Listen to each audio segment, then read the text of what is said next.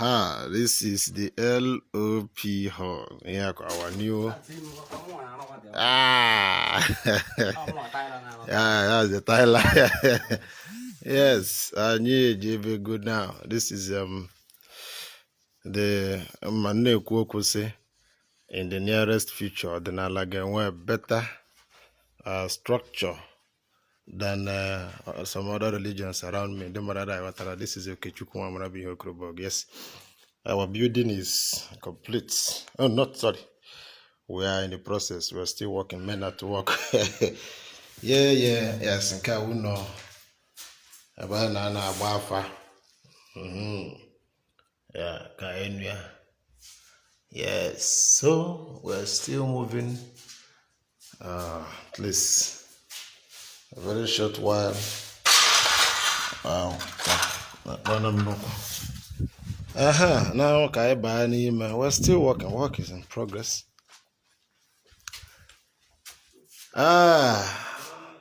It's a challenge to my fellow DBS and fellow pro ordinary people. Yes, this is our hall.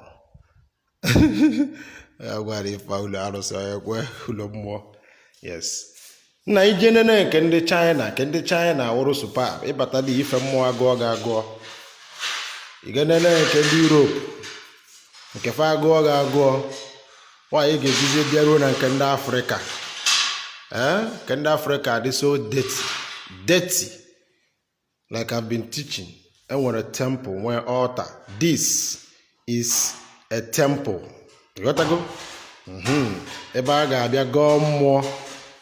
Yes. Here will be light of progress. I can order. I allow see that. A tear cotton here. A tear oko. The change layers. I'm going to get tea and nearby.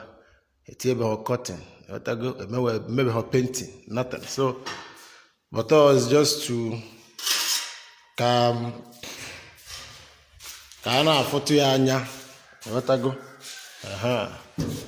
We should try to modernize, make whatever you are doing to be sellable, package it well, organize it well, something that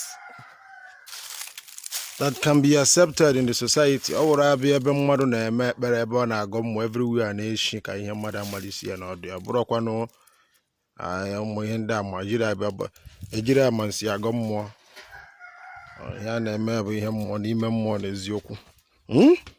okay, this is LOP. We're still moving. Light of progress. LOP and here will be here. An aspect of will be here and about light of progress. And light of justice, and light of progress. But turning will be. Yes. This is Okechukwu Okoro. Signing out.